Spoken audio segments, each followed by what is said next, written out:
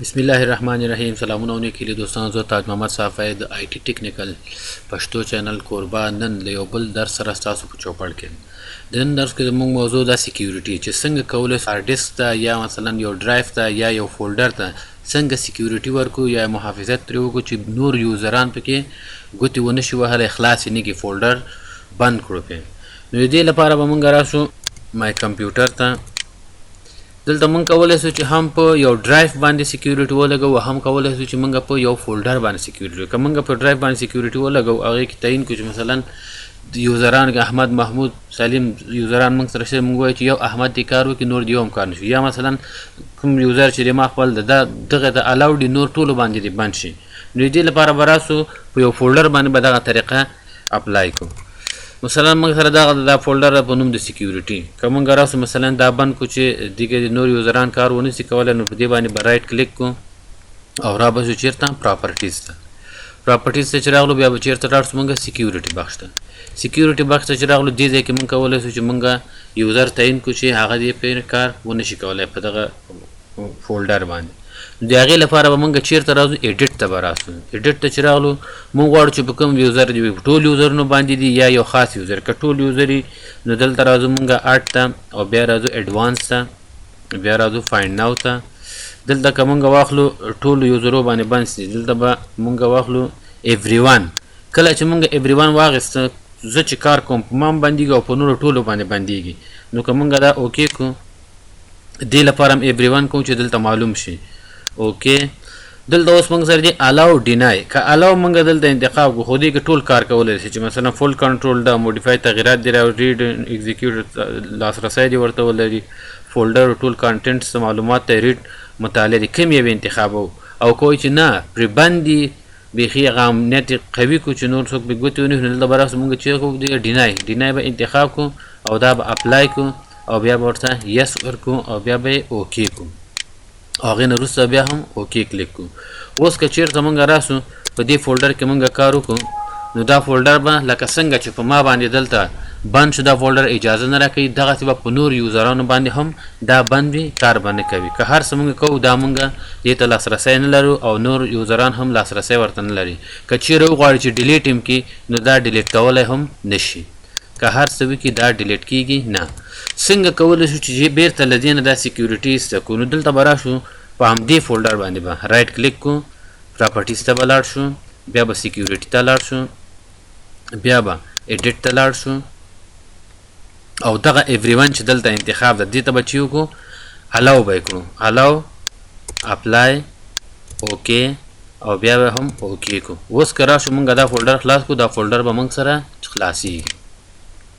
او که چیرې په بل یو خاص یوزر باندې سکیورټي لګو، نو دلته به راشو مثلا یوزر به دلته واخلو، پراپرټیز ته به راسو، بیا به سکیورټي ته راسو، بیا به دلته موږ چیرته لاړ شو ایډیټ ته به راسو، بیا به موږ اډ ته راسو، بیا به ایډوانس، بیا فایند ناو.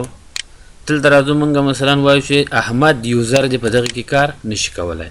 احمد یوزر هم انتخاب کړو، اوکې هم کړو او بیا راځو ډینای کلیک کوو. ډینای هم چې کلیک کړو، بیا اپلای، بیا یس، بیا ورپسې وروسته اوکې او بیا هم اوکې. اوس خو موږ دلته کار کولی شو. زو د احمد یوزر ته هلته چک کوو چې هلته موږ په دې باندې کار کولی شو که نه شو کولی. راځئ چې لاړ شو د احمد یوزر ته.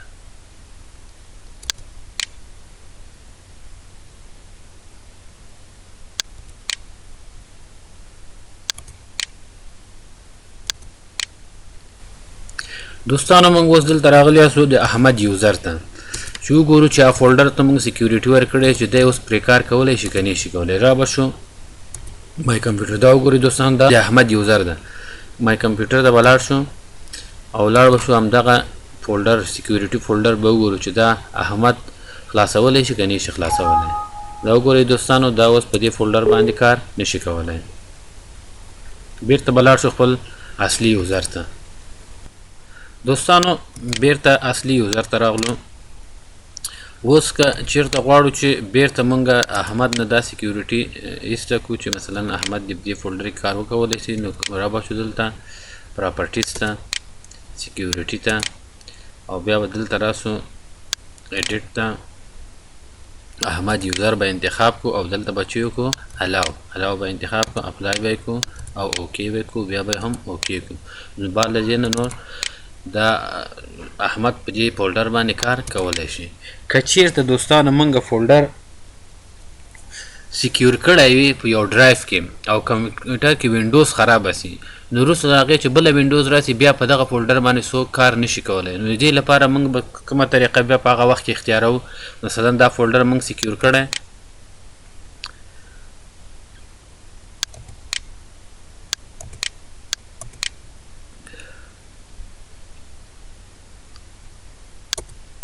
را به شو مثال همدا احمد باندې بیرته ډینای کوو یا مثلا ایوری وان ده ډینای اپلای یس اوکې اوس موږ دا فولډر نه خلاصیږي. که غواړو چې مثال بل دې کمپیوټر کې وینډوز خرابه شوه او بیا پکې وینډوز انسټال شو دا په ډرایو کې دا فولډر پروت او فولډر بند نه خلاصېږي نو دې لپاره بیا موږ راشو په دې به رایټ کلیک په هماغه وخت کې چې نوی وینډوز انسټال وي سکیورټي ته به لاړ شو بیا به موږ ایډوانس ته لاړ شو او دلته به چې کو اونر ته به لاړ شو اونر بخش ته به لاړ شو او د دې اونر به موږ ځان سره تبدیل کو. اونر ته چې راغلو دلته به ایډیټ انتخاب کو او چې به وکړو اډمنسټریټر هغه وخت کې به اډمنسټریټر ګروپ مکمل انتخاب کو چې د همغه وینډوز اډمنسټریټر یوزر او نور یوزران چې اډمن بخش کې دی پې کار وکړي دا به انتخاب کو او چې به ورسره انتخاب ریپلیس بیا به ورپسې اپلای کلیک کو بیا به یس کلیک کو بیا اوکې او بیا هم اوکې او بیا هم اوکې او بیا به اوکې کو. دې نه وروسته به دا فولډر موږ سره په همغه کمپیوټر کې خلاصیږي. دوستانو د یوزر یو بله طریقه هم موږ پاتې وه په د یوزر په درس کې چې موږ څنګه کولی شو چې د یوزر یو یوزر د بل یوزر ډیټا وګوري. مثلا یو کمپیوټر د یوزر پکې خرابېږي غواړو چې مثلا یا هغه نفر نه پاسورډ له یاده وځي یا کوم مشکل پیدا کېږي یوزر کې غواړو چې د هغه یوزر له ډیسکټاپ نه هغه معلومات راواخلو هغه یوزر ډیلیټ کړو دته نور بل یوزر جوړ کړو. نو دې لپاره به موږ راشو دلته سی ډرایو ته او بیا یوزر ته مثلا موږ دلته راځو مصطفی یوزر د ډیسکټاپ کې ګورو چې دې کې خو معلومات نشته کوم یوزر کار کړی وي. مثلا د حامد په نوم یوزر ګورو دې کې مثلا موږ سره معلومات شته دي دې معلومات به واخلو کاپي به یې کړو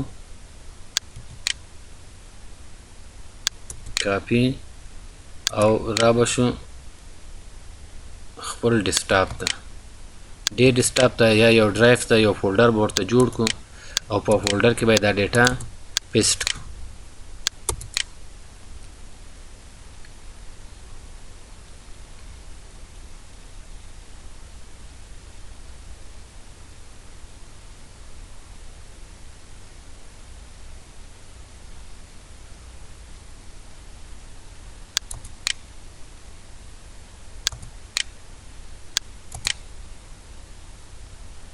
ډیټا چې دلته کاپي شوه دې نه وروسته که دا یوزر خراب وي غواړو چې ډیلیټ کړو نو دلته به راشو ورته له دې طریقې نه مینیج ته چې مخکې موږ کار کړی او غواړو چې دا یوزر ډیلیټ کړو او بل یوزر ورته جوړ کړو او په یوزر باندې به رایټ کلیک کړو او دې ځای نه به ورته ډیلیټ ووایو یس دا یوزر به موږ سره چې سي د دې ځای نه ډیلیټ سي معلومات هملته ورته کاپي کړه دا هم د ډیلیټ طریقه شوه او هم د معلوماتو کتلو.